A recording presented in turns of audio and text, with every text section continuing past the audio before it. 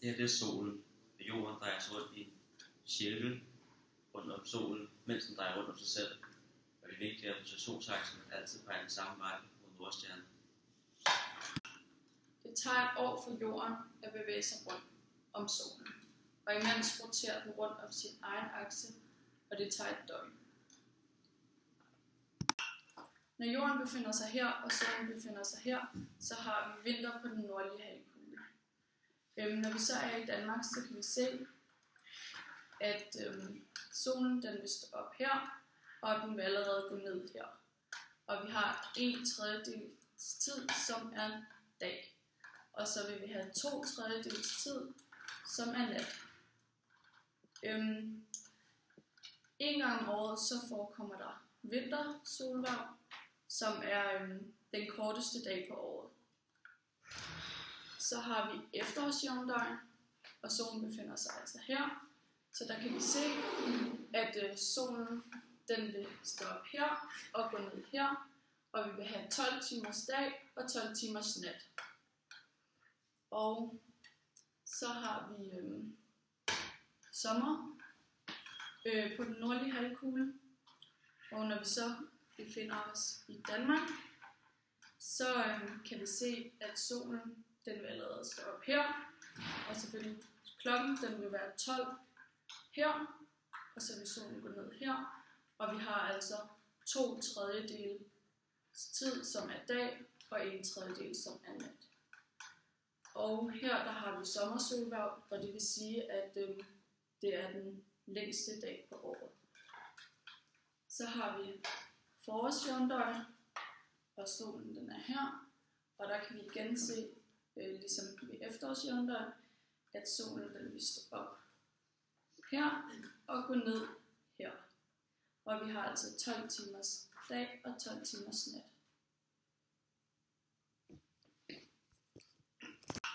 For at finde den nordlige polarcirkel går vi ind og kigger på, hvor det skiller fra mørke til lys. Det vil sige, hvor langt vi kan gå op på den mørke side, før vi når til lyset. Her. Det punkt, hvor man en gang om året ved sommersolværv kunne opleve midnatssol. Hvis vi skal tegne den nordlige polarcirkel ind, så går vi ind og kigger på, hvor solens stråler vil ramme ind hele døgnet. Det vil sige, der vil altså ikke blive mørkt.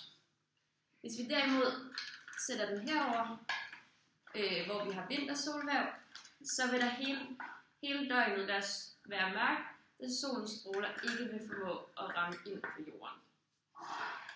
Hvis det er lidt det samme med den sydlige polarcirkel, der er det så bare omvendt. Hvis vi skal finde den nordlige vendekreds, så har vi jorden her og solen her. Så tager vi en på her, som der tangerer med jorden, og så solens stråler går ind her. Når den er sådan her og er vinkelret, så betyder det, at solen står i zenit, altså den står lige over hovederne på os, og vi ikke kaster nogen skygge. Når vi har den her, så kan vi så sætte en finger på og dreje jorden rundt, og så er det her, vi har den nordlige vendekreds. Hvis vi så går over på den anden side, så kan vi finde den sydlige vendekreds ved igen og sætte en på her, som der tangerer, og solen går ind på her. Så kan vi holde her, og så ved vi, at det her, det er den sydlige vendekreds. Det her det er månen, og månen bevæger sig rundt om jorden ud fra ækvator, mens jorden samtidig selvfølgelig drejer rundt om solen. Hvis vi har månen her, og solens stråler antager vi, de kommer ind langt væk derfra, så vil vi have den lyse side af jorden her, og den mørke side her. Det samme vil vi med månen, hvor vi vil have den lyse side her, og den mørke her. Derfor vil vi fra jorden af kunne se en fuldmåne. Så bevæger vi os herover, og man skal huske, at månen har en bunden rotation, og vi vil derfor aldrig se the dark side of the moon. Når vi så er her, så vil der jo være mørke på den her side, og lys på den her side, og vi vil derfor, den vil skille her, og fra månen, eller fra jorden af, der vil vi så kunne se en halvmåne. Så bevæger vi os herover, hvor at der nu vil være mørke på den her side, fordi at solens stråler kommer ind herfra, og lys på den her side. Og derfor så vil vi altså fra jorden af ikke kunne se nogen måne, og det vil være en ny måne. Så bevæger vi os herover, hvor at der igen vil være en halvmåne, fordi at vi har lys på den her side og mørke på den her side, og deler den op her, så vil vi fra jorden af kun kunne se halvdelen af månen. For at få en solformørkelse, så skal jorden, månen og solen være på en ret linje. Der hvor at månen så skygger for solen, der vil der så være solformørkelse. Det kan være for eksempel her. Så hele døgnet vil der være solformørkelse i det her bælte. Der vil så være nogle steder, hvor der vil være en partiel solformørkelse, og det vil sige, at månen dækker kun noget af solen. Hvis man så går herover og har månen, jorden og solen på en ret linje, så vil der være måneformørkelse, og det vil der være måneformørkelse, fordi at jorden dækker for solen. Venus drejer ligesom jorden rundt om solen. Det vil sige, når vi har Venus her, vil det være den her side, der er oplyst af solen, og vi vil derfor have ny Venus set fra jorden af. Hvis vi i stedet rykker Venus herover, vil den her side være oplyst af solen, og vi vil fra jorden af kunne se fuld Venus. For at finde ud af, hvor Venus skal være placeret, for at vi kan se en halv Venus, tager vi en linje fra jorden til Venus, og en linje fra solen til Venus. Den skal danne 90 grader, og vi vil nu kunne se, hvor vi fra jorden af vil kunne se en halv Venus.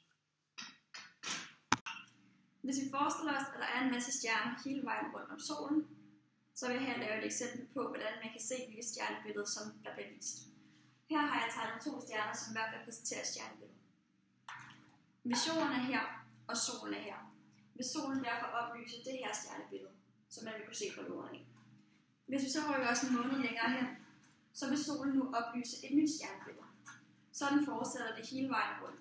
Der er 12 stjernebilleder, som hver repræsenterer en måned. Som sagt bevæger Venus sig i en cirkelformet bane rundt om solen, ligesom jorden gør. Men fordi at Venus er tættere på solen, bevæger den sig hurtigere end jorden. Derfor så vil den en gang imellem overhale jorden. Og her der vil den altså se større ud, fordi den jo er tæt på, og så vil den se mindre ud igen, når den kommer længere væk. Det der også sker, fordi at stjernebillederne i baggrunden står stille, så vil det ske et synsbedrag.